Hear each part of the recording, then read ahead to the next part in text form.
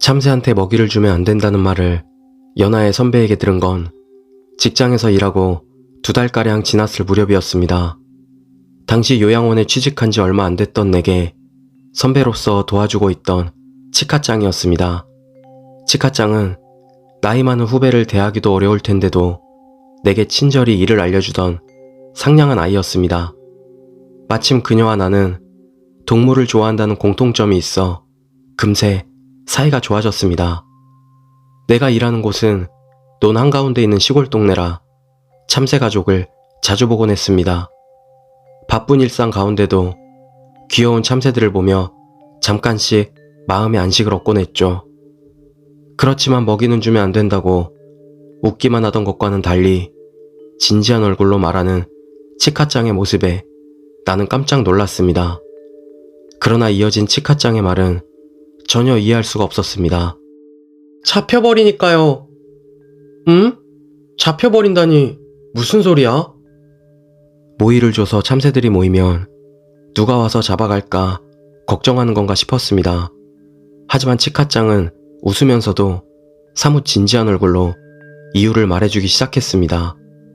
전에 같이 일하던 치카짱의 선배가 객이었다고 합니다. 그 사람은 나나 치카짱처럼 상당히 동물을 좋아하는 사람이었다고 합니다.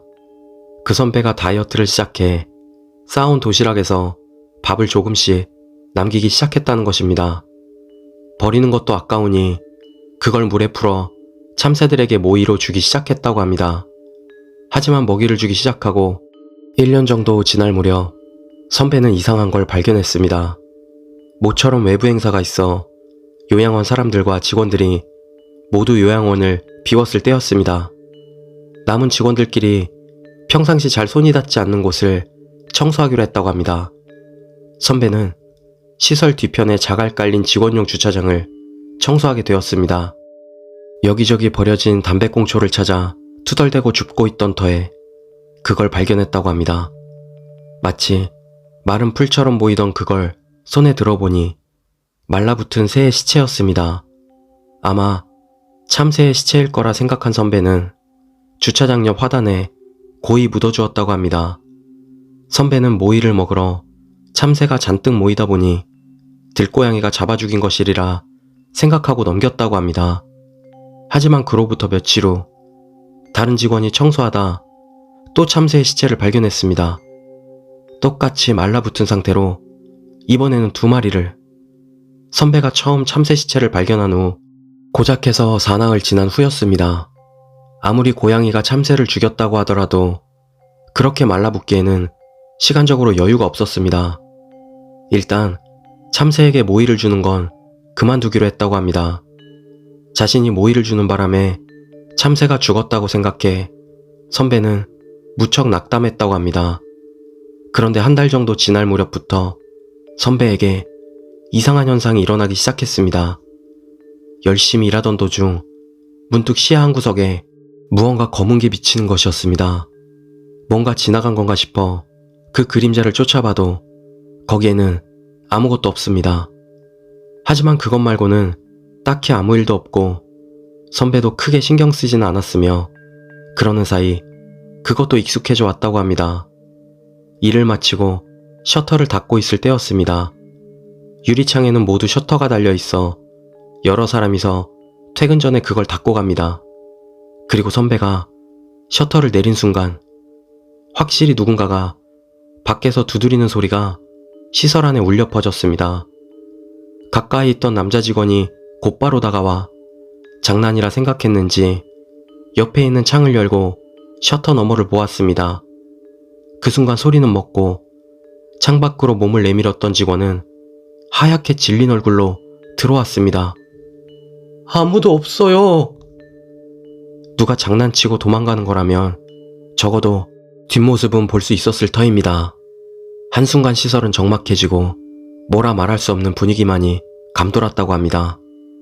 그 후에도 사무실에 있는 신상이 넘어지거나 아무도 없는 방 안에서 소리가 들리는 등 이상한 일이 연이어 나타났다고 합니다. 이상한 일들이 일어나기 시작하고 2달이 채 안 되어 여름 더위가 한창일 무렵이었습니다.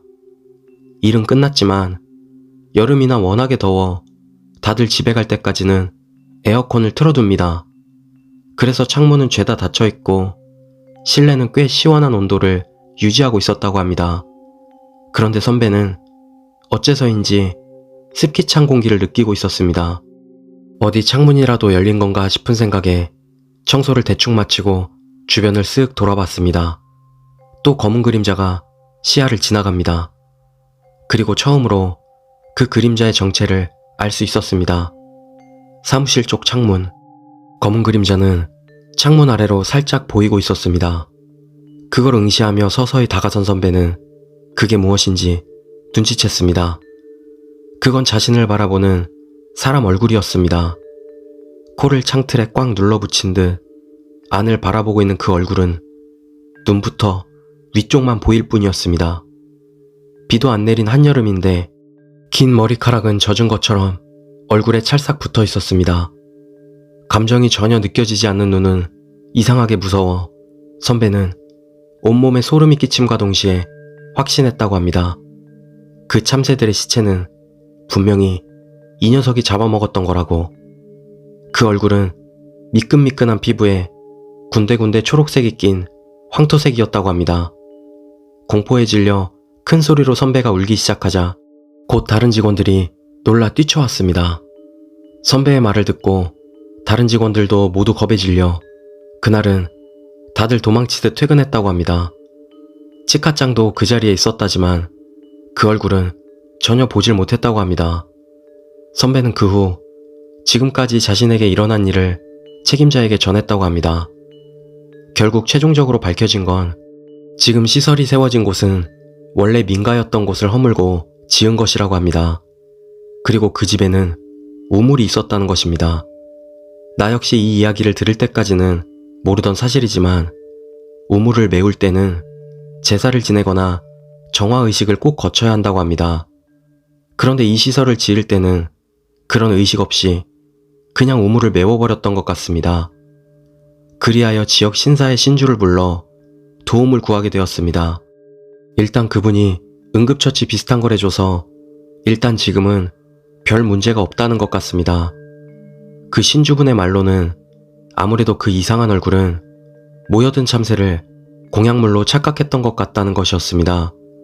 그래서 갑자기 공약물이 끊기자 선배에게 항의하러 찾아온 것 같다는 말이었습니다. 게다가 선배가 봤던 그 얼굴의 모습으로 미루어 보아 더는 수신이나 용신이 아닌 마귀가 되어버린 것 같다고 합니다. 억제할 수는 있어도 완전히 그 존재를 지워버리는 것은 너무나 어려운 일이라는 말도 함께요. 어떻게든 공존해 나가는 것밖에는 방법이 없다는 것이었습니다. 2년 정도 그 시설에서 일하고 퇴사했지만 내가 머물던 2년 동안은 딱히 이상한 일은 없었습니다. 아마 지금도 별일 없이 운영되고 있겠지요.